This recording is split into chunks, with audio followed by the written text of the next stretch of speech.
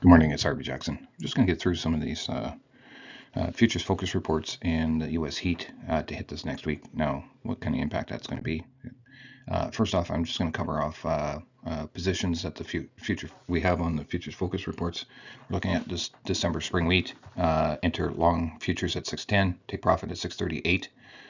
Look to reverse if the market goes down to 598 and a close below 6. So yeah, that's what we're suggesting right now. We have an existing position on Kansas and a new one on Kansas as well.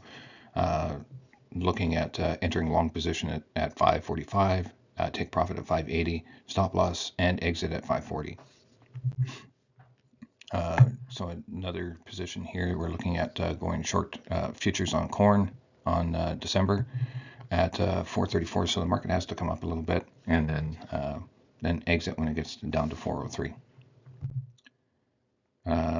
Here's a position on November canola, which is pre-existing. We never got there, but we're still looking at a short position. So defend canola on the way down here. Looking at the COPA numbers, we crushed 212,000 tons this last week, and 10,800,000 plus this so far this crop year, which will be ending at the end of July here. So we should be over 11 million metric tons when everything gets settled. Currently, to date, we're only crushing at 87.4% of crush capacity for the whole year, 78.4% for this season. What I'm demonstrating here is just where Canada kind of lies, and this is the USDA, so it's not Canadian data, but the USDA, what they think Canada grew, and what Europe is growing, and there is some adjustment that actually does happen, but just a FYI, and you can see where the last few years of production is kind of lying here. European Union, I just want to reiterate the expectation is that the European Union is going to get back to some sort of higher level or normal level. Last year being a fairly short year. So the canola oil being used industrially, so for industry purposes, there's only 600,000 in Canada. Just want to show that it's not a whole lot. When you look at the European Union, what they use for their industry, or so non-human consumption, is like 6.9 million metric tons. You can see Canada has increased its numbers, but it's still pretty small.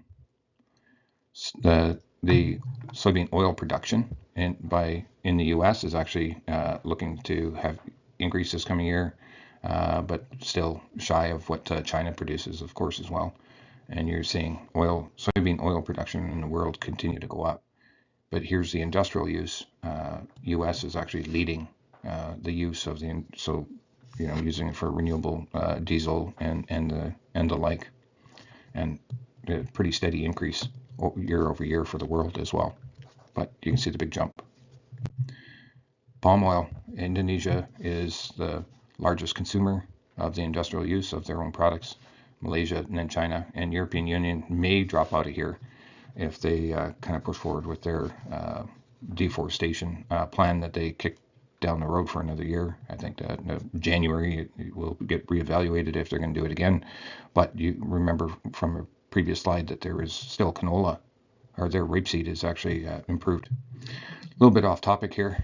Red Pill Rick on X, he was just talking about how Canadians are suffering with debt, and yeah, it's worth a look at here if you want to pause and have a look at this. Like 46 Canadians regret the amount of debt that they have taken on. 54% won't be able to cover all living expenses, and 64% desperately need interest rates to go down.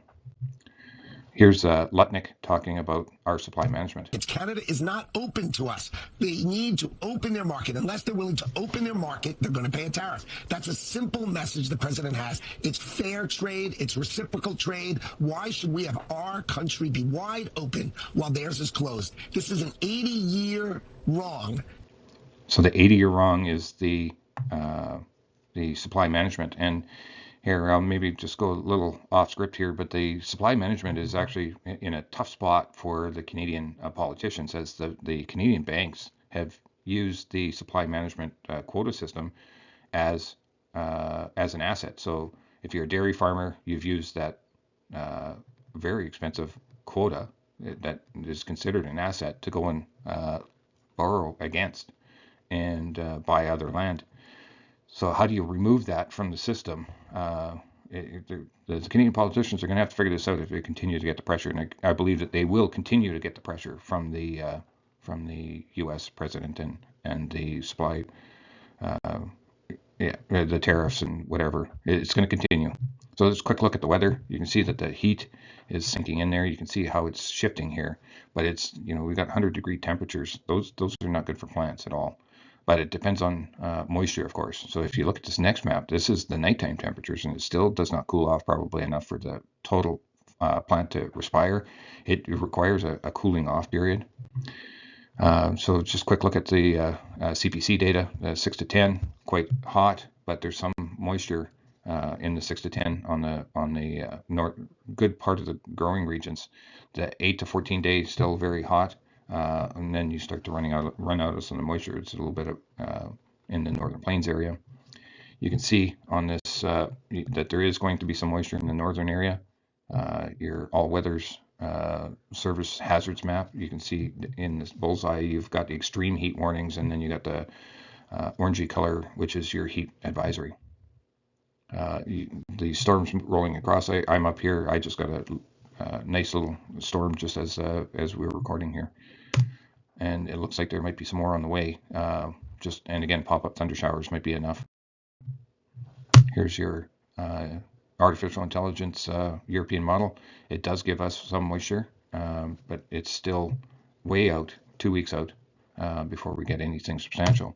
The GFS might show a little bit more. In weather or moisture, it's showing a bit more than the artificial intelligent European model. The GEFS is actually showing more as well. So if we're just looking at all of them combined, hopefully we can get something in the middle here. Oilseeds down, so you got canola down $6, rapeseed down 3, and your wheats are basically trading basically neutral at the moment. So here's your canola. Looks like it's trading right at and into these short-term moving averages. It's kind of getting consolidated all in there. Remember, we've got a short play on there as well.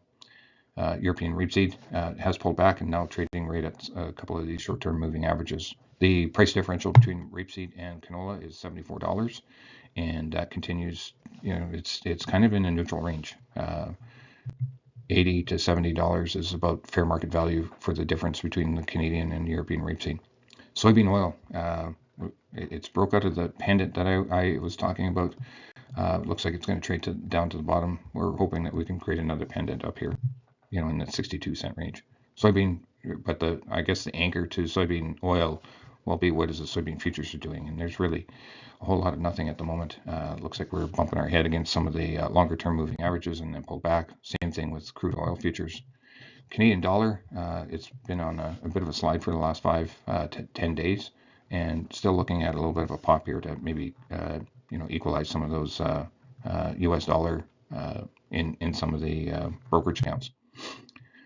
So here's the U.S. dollar index. It looks like it's kind of taking a pause at the medium-term moving average there.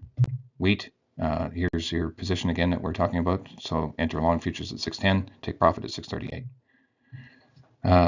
Here's your production of global wheat ending stocks, and it's the latest. The USDA report is actually showing a 261 or carry out. So the ending stocks in China is actually the biggest, and then Canada doesn't even show up on this top 6 report.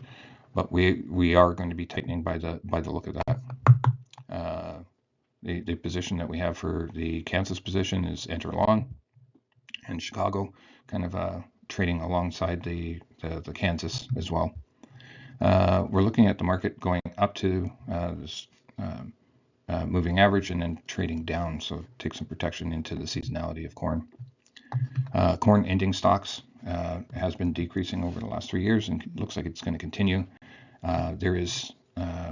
The U.S. is the only one that's actually got any exportable wheat that we can see here. And that's all I have for you today.